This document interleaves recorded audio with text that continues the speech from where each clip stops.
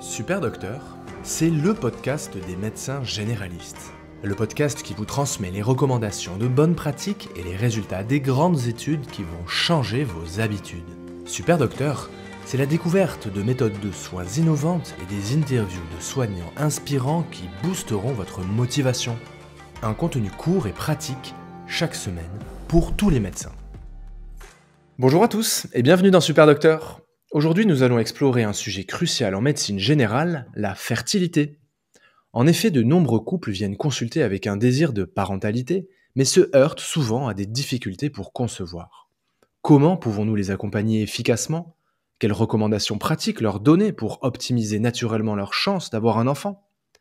Pour répondre à ces questions, j'ai le plaisir d'accueillir le docteur Zina Gombert, médecin généraliste, exerçant notamment avec une approche fonctionnelle de la médecine. Nous avons déjà eu l'occasion de discuter ensemble de cette approche dans un épisode précédent. Cette fois-ci, à l'occasion de la sortie de son nouveau livre « Stimuler naturellement votre fertilité », nous allons plonger dans les causes profondes des troubles de la fertilité. Ensemble, nous allons explorer les clés concrètes pour soutenir nos patients, qu'il s'agisse de nutrition, de gestion des toxines ou encore de l'état d'esprit. Préparez-vous donc à découvrir des conseils pratiques que vous pourrez appliquer dès demain dans vos consultations pour vos patientes ou vos patients. Bonjour Zina. Bonjour Mathieu, merci pour l'invitation. Je suis très heureux de te retrouver parce qu'on avait déjà fait un épisode ensemble, on avait appris à se connaître, j'avais appris plein de trucs sur la médecine fonctionnelle, donc je suis très heureux de te recevoir à nouveau. Yes, c'est un grand plaisir pour moi aussi. Félicitations pour le très beau livre que tu m'as envoyé. Tu expliques dedans qu'il est de plus en plus difficile pour certains couples de concevoir. Est-ce que tu peux me dire, selon toi, les principales causes de cette augmentation des troubles de la fertilité aujourd'hui ? Oui, donc on est bien d'accord, tu parles des causes de l'augmentation. Eh bien, aujourd'hui, on a beaucoup de suspicions. On a pour le moment rien qui est vraiment prouvé. Mais les choses qui reviennent, les deux choses principales qui reviennent, c'est l'âge des parents et l'impact des toxines environnementales. Ce sont les deux choses qui reviennent dans les textes officiels. J'aimerais bien préciser que c'est l'âge des parents et pas uniquement l'âge de la mère, parce que l'âge du père joue également un rôle.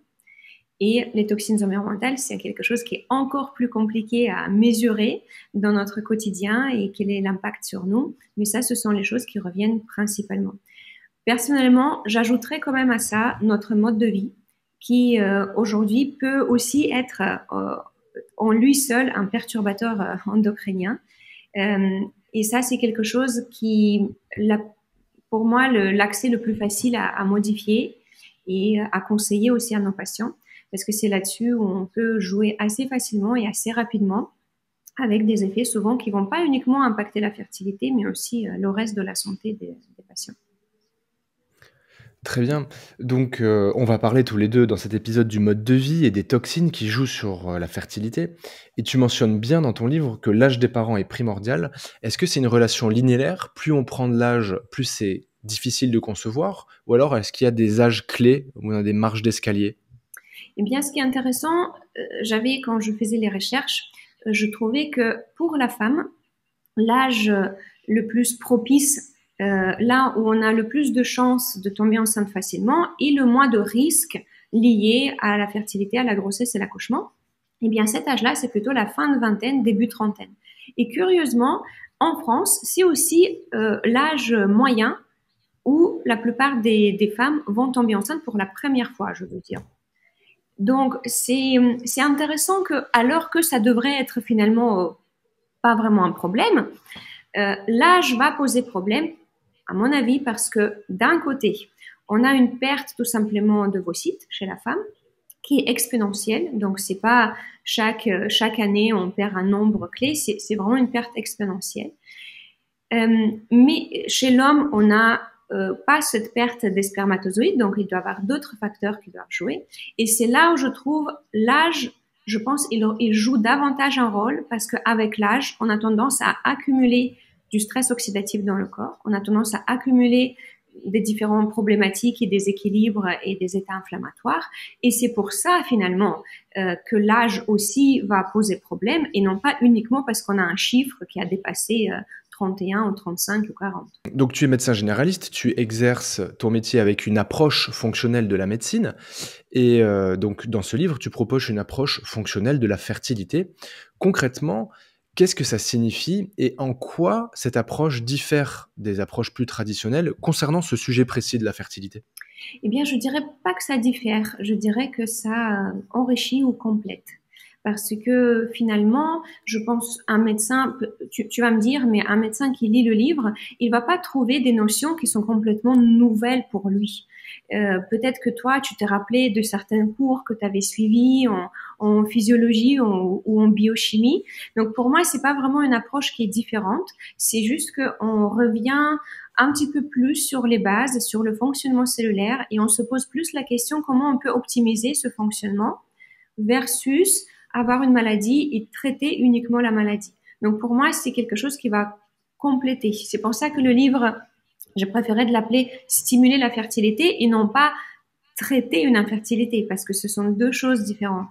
Pour moi, l'idée ici, c'est de réfléchir quelles sont les choses qui impactent notre fertilité et parmi ces choses-là, quelles sont les choses qu'on peut influencer. Et finalement, en approche fonctionnelle, c'est comme ça qu'on aborde tout. Si un patient nous consulte avec un souci digestif qui n'a pas, on va dire, quelque chose comme syndrome de l'intestin irritable, d'accord? Donc, il n'y a pas de maladie de Crohn ou autre maladie qui a besoin d'un traitement spécifique.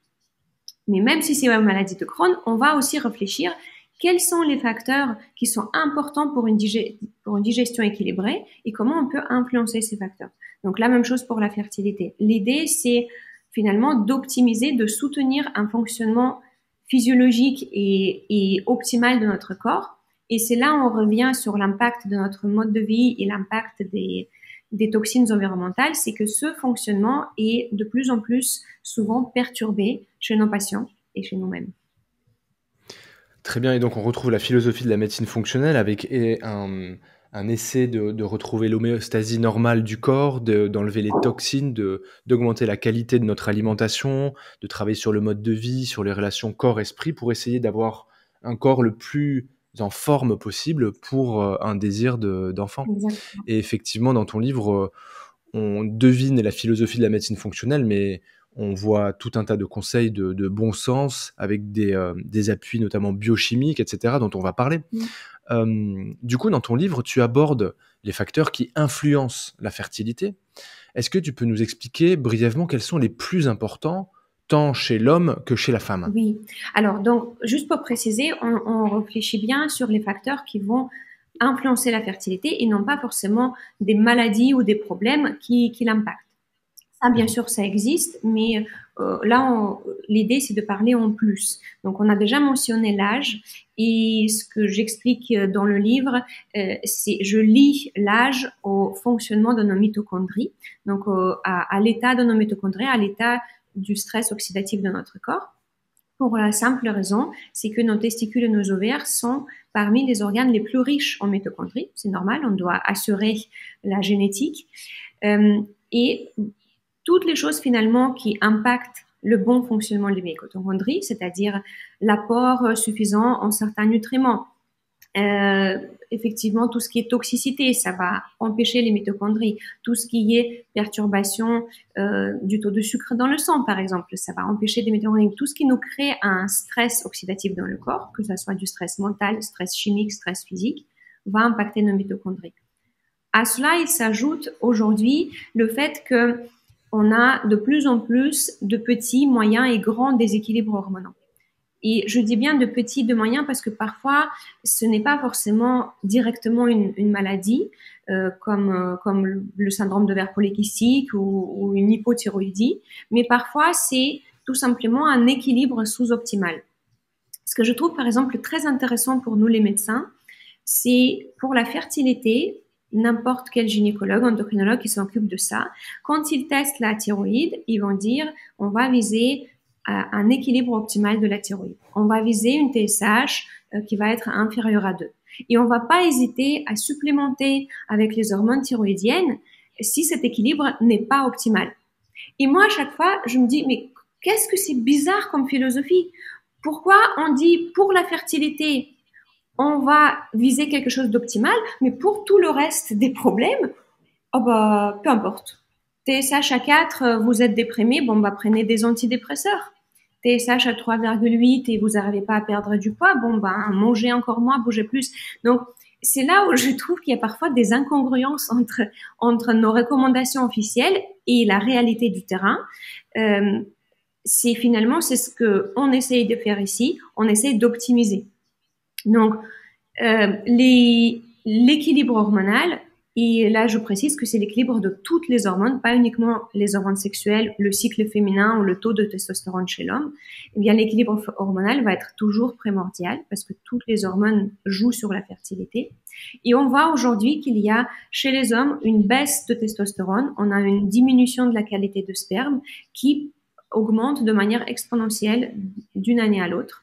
Et chez la femme, on a quand même de plus en plus de problèmes de cycle. On a une femme sur 10 atteinte d'endométriose symptomatique. On a une femme sur 10 avec un SOPK symptomatique.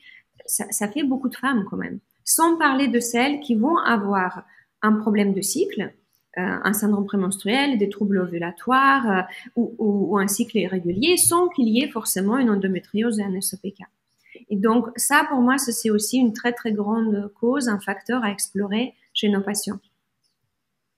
Et puis pour finir, j'ajouterais les fameux perturbateurs endocriniens. C'est quelque chose qui a étudié. Je ne sais pas si tu as regardé, mais j'ai mis vraiment beaucoup de références bibliographiques pour ceux qui peuvent être intéressés par cela. Et un aspect duquel j'ai parlé, peut-être je suis biaisée parce que j'étais hypnothérapeute avant de me plonger dans les approches fonctionnelles, c'est l'aspect de notre mental. Aujourd'hui, on a un mode de vie qui nous rend très stressés, très tendus quand même la plupart du temps. On a souvent un isolement qui peut avoir lieu de notre famille, des amis. On est de plus en plus devant les écrans et non pas vraiment avec le support et le soutien.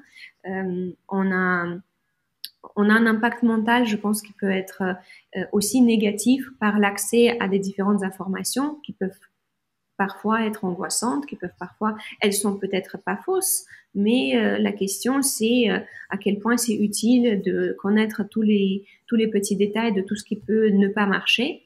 Et à quel point ça serait peut-être utile de se concentrer sur ce qui peut marcher. Donc l'aspect mental, je pense que c'est un peu un serpent qui se mord la queue parce que souvent c'est quelque chose qui peut résulter des troubles de fertilité, mais qui par la suite devient un peu un facteur qui maintient en quelque sorte un état de tension, un état de stress.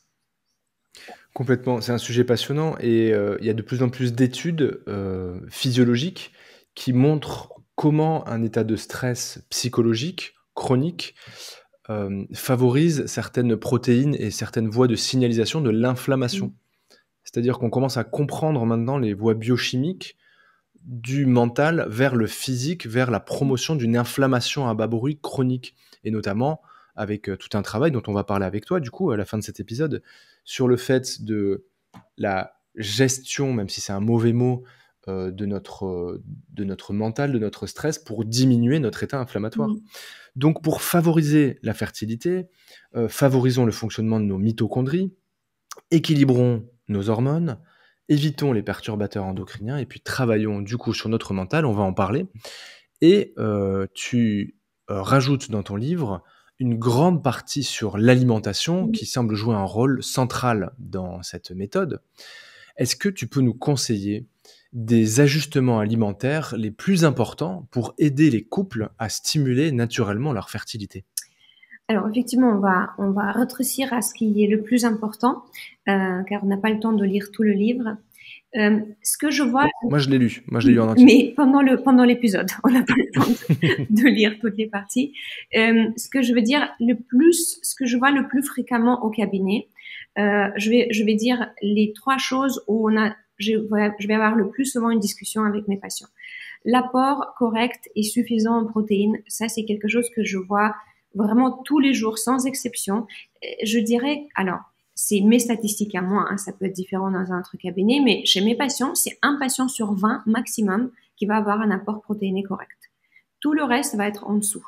Et la majorité, c'est pas juste qu'ils vont être un petit peu en dessous, il leur faudrait, je sais pas, 70 grammes de protéines par jour, ils vont être à 60 ou 65. Non, non, ils vont être même pas à la moitié. Donc, aujourd'hui, on a tellement de messages comme quoi il faut réduire la viande rouge, il faut pas manger trop de ceci, trop de cela. La plupart des personnes se retrouvent avec un apport protéiné qui est inférieur aux recommandations officielles. Alors, chez quelqu'un, par exemple, de 65 kilos, Oui. tu recommandes quel gramme par kilo de poids de protéines? Chez quelqu'un qui fait du sport modérément et qui a besoin de son apport quotidien? Une personne, on va dire, lambda, classique, où il n'y a pas effectivement de trop de sport fait, c'est 1 gramme de protéines par jour. Le minimum, 1 gramme par kilo de poids. pardon, 1 gramme par kilo du poids par jour. Donc, quelqu'un qui pèse 65 kilos devrait manger environ 65 grammes de protéines par jour. Minimum, le minimum, ça serait 0,8. Mais typiquement, pour la fertilité, on a tendance à dire 1, 1,2. Dans le même sens que la thyroïde. Pour la fertilité, on va l'optimiser. Moi, j'ai quand même envie de l'optimiser pour toujours, pour toute la santé. Donc, pour moi, c'est 1 gramme par kilogramme du poids. Et la plupart de mes patients vont se retrouver à la moitié de ça, voire en dessous. Donc, on a souvent des patients qui vont avoir, on va dire, une conscience alimentaire. Peut-être que j'ai aussi un certain filtre. Souvent, quand on vient me consulter, ils ont déjà un petit peu un prisme sur le fait de chercher une optimisation de leur santé, une prévention. Et donc, souvent, ils vont avoir une qualité d'alimentation qui est bonne. Ils vont avoir un apport en fruits, en légumes. Ils mangent principalement des choses qui vont être faites maison. Il y a peu de produits ultra transformés. Donc, au niveau de la qualité, souvent, je dis, la qualité est très bonne, mais la quantité des nutriments est cruellement manquante. Et le problème, c'est que quand on manque des protéines, ça va impacter notre équilibre hormonal, ça va impacter notre cycle chez la femme, le taux de testostérone chez l'homme, ça va impacter le taux d'ovulation, ça va impacter les chances de conception, donc, et ça va impacter les chances d'implantation. Donc ça, c'est vraiment uniquement pour la fertilité. Et en dehors, ça impacte notre système immunitaire, ça impacte notre système digestif, ça impacte notre système nerveux énormément, ça impacte notre métabolisme.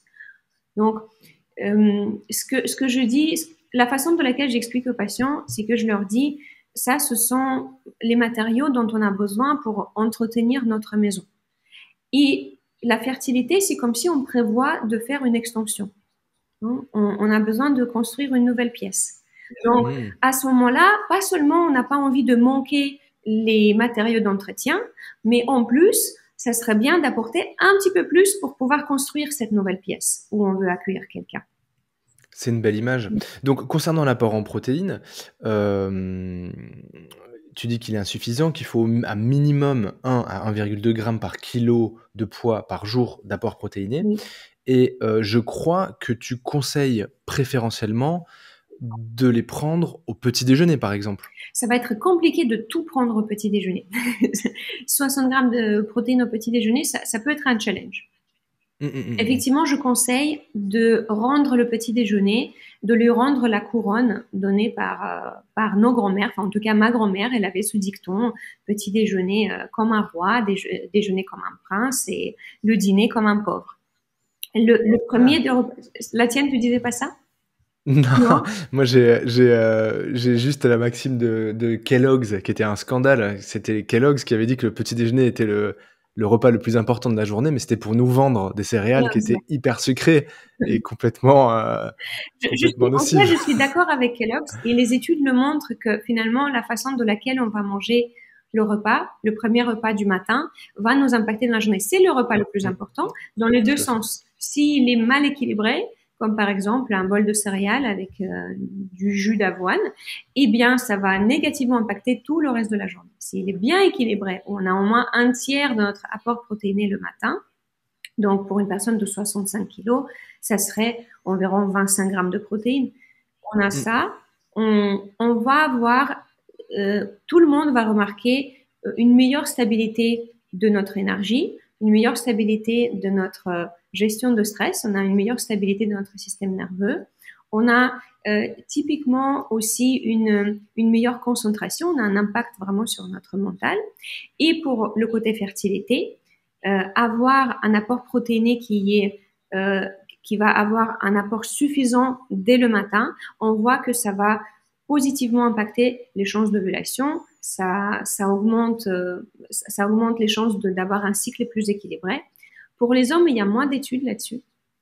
Et je pense pour la simple raison que les hommes peuvent mieux tolérer un petit déjeuner soit absent, soit mal équilibré. Tout simplement parce que leur équilibre hormonal avec la cortisol et la testostérone qui montent le matin, il leur permet d'avoir une certaine stabilité et de compenser ce manque. Donc, je pense que chez les hommes, ça peut être mieux toléré, c'est pas forcément bénéfique. Donc, et ça, c'est à peu près la deuxième chose sur laquelle je vais beaucoup discuter au cabinet, c'est jeûne intermittent le matin. Ça, c'est vraiment un grand dommage que je trouve qu'il y a eu un amalgame à un moment entre les études qui ont été faites sur le jeûne intermittent et l'idée que pourquoi pas le faire le matin. Il y a énormément de bénéfices qu'on peut avoir sur le jeûne intermittent. Je le conseillerais pas forcément pour la fertilité parce que ça reste un stress pour le corps et lors de la fertilité, on veut éviter tout le stress qu'on peut éviter. Donc, je conseillerais pas d'aller forcément au-delà de 12-13 heures de jeûne. Mais il y a eu un amalgame entre le fait que le jeûne intermittent peut avoir beaucoup de bénéfices. Dans les études, on faisait un jeûne intermittent, typiquement, avec une fenêtre alimentaire entre 9 heures et 16 heures, par exemple. Ou 8 heures, 16 heures, ou 9 heures, 17 heures. Donc, les personnes mangeaient le matin, et c'est juste qu'ils ils dînaient très tôt, ils mangeaient pas forcément le soir. Et ils avaient donc un jeûne nocturne qui était prolongé. Aujourd'hui, il y a cette idée qui circule que ça serait pareil de prolonger ce jeûne nocturne le matin. J'entends des hypothèses comme nos ancêtres ne mangeaient pas le matin. A priori, tout le monde a connu quelqu'un qui a vécu dans le temps des cueilleurs-chasseurs. C'est un truc. Les nombreux spécialistes qui nous entourent. Oui, bien sûr. Enfin, quand on lit, c'est intéressant parce que quand on lit des livres sur l'anthropologie, tout le monde dit le truc le plus difficile à savoir, c'est leur alimentation, parce que ça laisse aucune trace. Ça laisse aucune trace, donc on ne peut que faire des suppositions et regarder comment les gens, les peu de tribus qui nous restent au niveau cueilleurs-chasseurs, comment ils vivent maintenant. On se rend compte qu'ils vivent de manière très très très différente selon là où ils vivent. Voilà. Mais non, il y a des spécialistes qui disent le matin, manger le matin, c'est pas. Mais c'est vrai que c'est une question, à un moment, il faut bien prendre parti, et c'est d'ailleurs ce que tu fais, et tu as tout à fait raison, il faut des gens qui prennent parti à un moment donné. Mais c'est vrai que les études sur la nutrition sont incroyablement complexes. On peut te vanter les bienfaits d'un jeûne intermittent, d'un régime paléo, d'un régime keto, d'un régime vegan, etc. Et c'est très intéressant d'avoir ton avis. Donc du coup, pour toi, pas de jeûne intermittent le matin, mais à l'inverse, un petit déjeuner riche en protéines. Riche en protéines. Est-ce que tu aurais une dernière intervention alimentaire à nous conseiller pour favoriser la fertilité ? Alors, je reviendrai un peu aux bases dans ce cas-là parce que c'est aussi quelque chose dont je vais beaucoup parler avec mes patients. La base, pour moi, c'est une alimentation qui va être brute, variée et peu transformée. Et c'est une alimentation, et là-dessus, je prends vraiment parti, c'est une alimentation qui ne doit pas exclure ou diminuer la consommation de viande rouge. Parce que pour la fertilité, une des choses, entre autres, auxquelles on va faire attention, c'est le taux de fer, c'est la ferritine. Ça, c'est la chose que je vois le plus souvent carencée, avec la vitamine D peut-être. Mais on va dire, parmi les carences qui existent, la ferritine, c'est quand même le taux de fer ou le métabolisme de fer. On a quand même le plus souvent le risque, il est là. On a à voir, notamment chez les femmes, un taux de fer trop bas. Et avoir une consommation de la viande rouge, et je parle bien de la viande rouge, pas de la charcuterie, donc de la viande rouge non transformée, 2 fois par semaine, voire 3 fois par semaine selon nos besoins. Pour moi, c'est très important. Et ce qu'on voit dans les études, c'est que c'est pas vraiment inflammatoire comme c'est parfois vendu. Alors, bien sûr que si on en mange 4 fois par jour, c'est peut-être différent, mais à partir du moment où il n'y a pas d'excès, on n'a pas forcément besoin de réduire ça plus qu'autre chose, plus que les volailles ou plus que le poisson ou les fruits de mer. Que pareil, on va aussi conseiller de consommer 2 à 3 fois par semaine le poisson, les fruits de mer. Donc, on a souvent un apport en nutriments beaucoup plus intéressant dans la viande rouge que dans la viande blanche. On a plus de certains minéraux, on a plus de certains acides gras intéressants dans la viande rouge que dans la viande blanche. Et il y a des spéculations comme quoi les protéines et les graisses seront aussi mieux assimilables pour nous. Là-dessus, il n'y a pas encore suffisamment de données, mais pour moi, c'est pas une question d'exclusion ou non. Il faut que ça soit autant présent que tout le reste.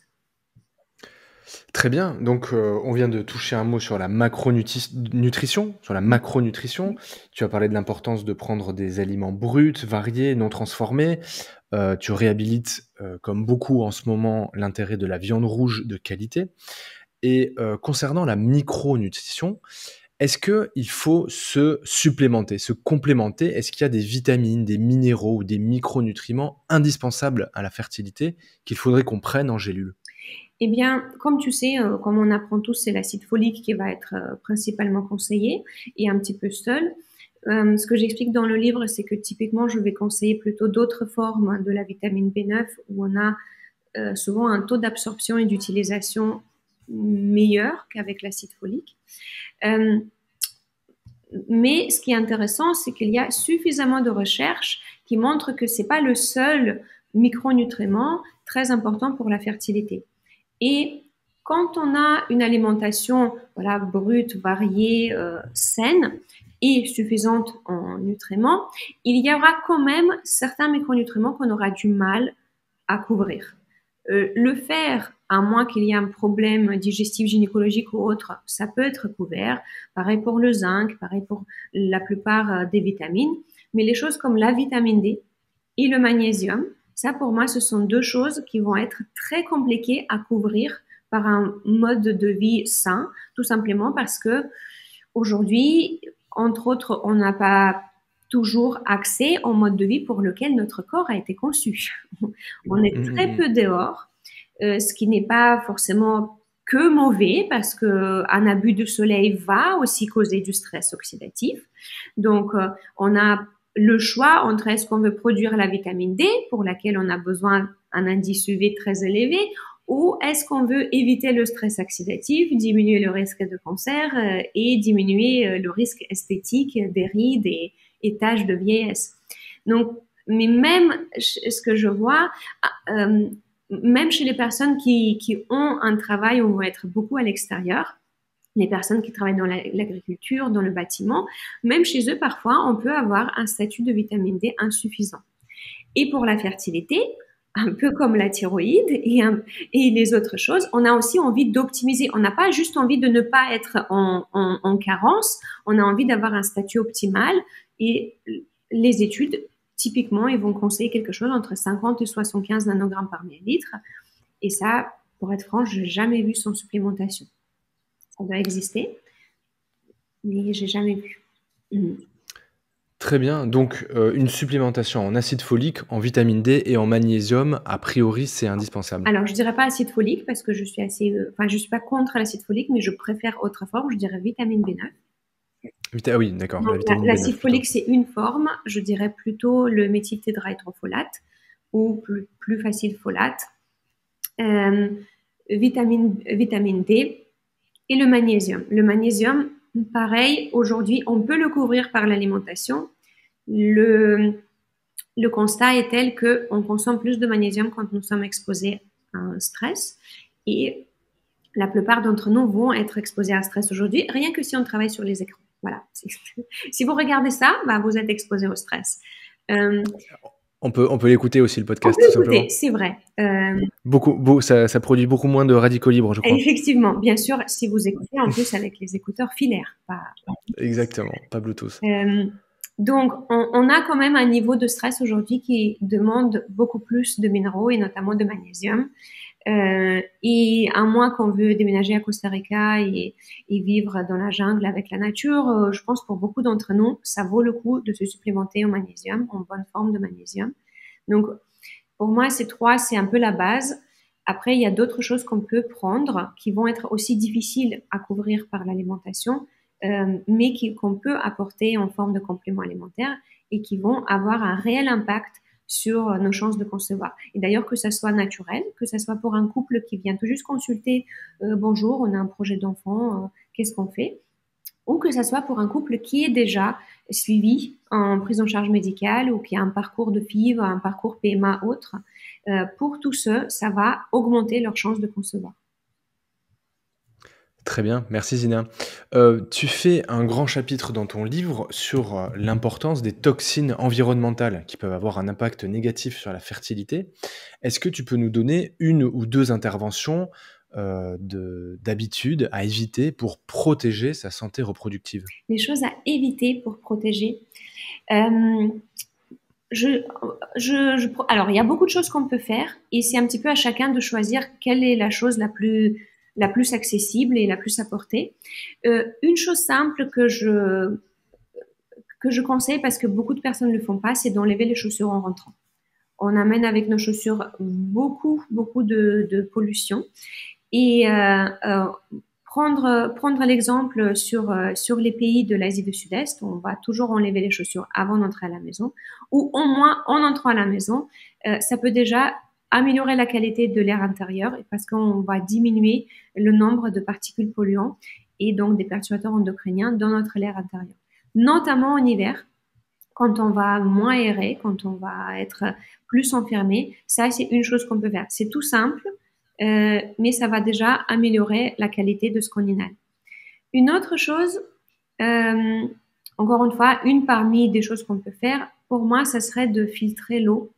Je me suis beaucoup renseignée à ça parce que nos collègues américains, ils sont un peu plus stricts à ce sujet parce que aux États-Unis, l'eau a une qualité moins bonne qu'en France, ça c'est sûr. Et donc, à l'époque, je m'étais renseignée, mais quelle est la qualité d'eau en France?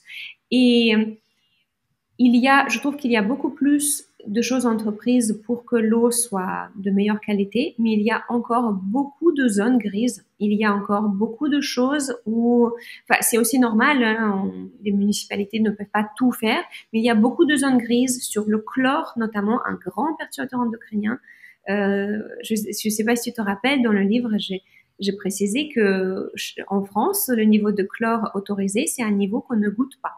Donc, ouais, tout à fait. pour moi, c'était un peu choquant. C'était, ah d'accord, ok. Donc, le niveau de poison autorisé, tant qu'on s'en rend pas compte, c'est ok. Donc, Ouais. c'est flou. Il est possible que c'est pas grave, tout à fait, mais on sait pas. D'autant plus qu'il y a des choses qu'on ne dose On pas. ne dose pas tous les pesticides. Tous les métaux On ne dose lourds, pas tous les les métaux lourds pesticides. et il y a beaucoup d'efforts qui est fait, beaucoup plus que voilà comme qu'aux États-Unis ou dans d'autres pays. Heureusement, on ne nous supplémente pas en fluor, mais il y a beaucoup de zones grises et je pense que ça vaut le coup de filtrer son eau et surtout pas acheter l'eau en bouteille de plastique parce que là, on aura une eau peut-être avec moins de pesticides et moins de métaux lourds, mais avec beaucoup plus de microplastiques. C'est ça, et puis on va plus polluer la planète évidemment. Exactement. Très bien, donc on enlève ses chaussures à la maison et puis on filtre l'eau. Zina, je vais te poser ma dernière question, on arrive à la fin de cet épisode. On a parlé tous les deux du lien entre l'esprit et le corps, avec l'inflammation notamment. Dans ton livre, tu insistes beaucoup là-dessus. Tu parles des croyances limitantes, des aspects psychologiques de nos patients qui influent sur leur fertilité. Et à la fin, tu proposes des exercices pratiques qui sont nombreux. Est-ce que, par exemple, tu peux me partager un exemple concret d'exercice corps-esprit que les médecins généralistes pourraient pratiquer eux-mêmes et conseiller à leurs patients? Eh bien, je vais te proposer un exercice que je pense aussi serait très, très utile pour les médecins. C'est quelque chose que j'essaie de faire entre chaque patient pour me réancrer, pour retrouver un petit peu de, on va dire, d'équilibre avant d'accueillir une nouvelle personne. Et le but de cet exercice, ça serait de retrouver un petit peu soi-même, de retrouver son espace, son ancrage et son équilibre. Et est-ce que tu veux que je te guide, qu'on le fasse ensemble? Avec plaisir, je Alors, je le t'écoute. fais peut-être un petit peu différemment que dans le livre, mais le principe, ça serait de se retrouver. Ça peut être fait avec les yeux ouverts, les yeux fermés, assis, ou debout, allongé, ça c'est vraiment pas important. Mais l'idée, c'est de se prendre quelques instants pour imaginer comme si on avait un aimant au niveau de notre cerveau. Et cet aimant va amener les différentes pensées et les différentes préoccupations et les différentes idées à l'intérieur. L'idée, c'est de rétrécir tout ça pour que notre attention se retrouve vraiment à l'intérieur de nous, à l'intérieur de notre tête. On peut s'imaginer comme quoi nos différentes préoccupations reviennent un petit peu pour être avec nous, pour qu'on soit à l'intérieur de notre tête et non pas dans les différents scénarios. On se prend quelques instants pour juste imaginer ça, une sorte de vague de différentes pensées qui reviennent. Une fois qu'on a fait ça, on peut aussi prendre quelques instants pour imaginer un certain ancrage. Là où on est assis, on peut s'imaginer une connexion à la terre, telle qu'on veut. On peut s'imaginer qu'il y a peut-être des racines qui partent de nos pieds et qui nous ancrent à la terre. Ou à l'inverse, peut-être qu'il y a des racines qui viennent de la terre pour nous accueillir et pour nous permettre de se sentir vraiment là, ici.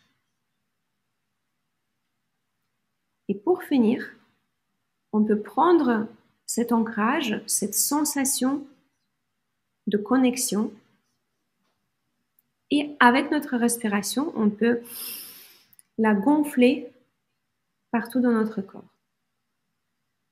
Cette connexion à la Terre, cette connexion à notre planète, dont on fait partie, dont on est un petit bout, elle est là maintenant. Et nous, on est là maintenant, dans notre tête, présent, prêt, concret. Et quand ça semble bon, on peut ouvrir les yeux et revenir et être présent et prêt.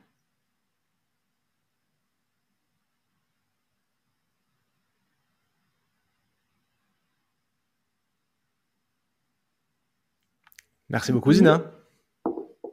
Félicitations, vous êtes bien arrivé à la fin de cet épisode du podcast. S'il vous a plu, si vous avez appris des choses utiles et que vous souhaitez que je poursuive ce travail, vous pouvez vous abonner à ce podcast et en parler à un de vos confrères ou une de vos consoeurs. Et si vraiment vous voulez m'aider, vous pouvez me laisser une note de 5 étoiles sur vos applis et un petit avis sympa pour référencer ce podcast. Pensez également à vous abonner à la newsletter. Je vous envoie chaque mois un mail à haute valeur ajoutée pour la médecine générale. Vous trouverez le lien dans les notes de l'épisode. À bientôt!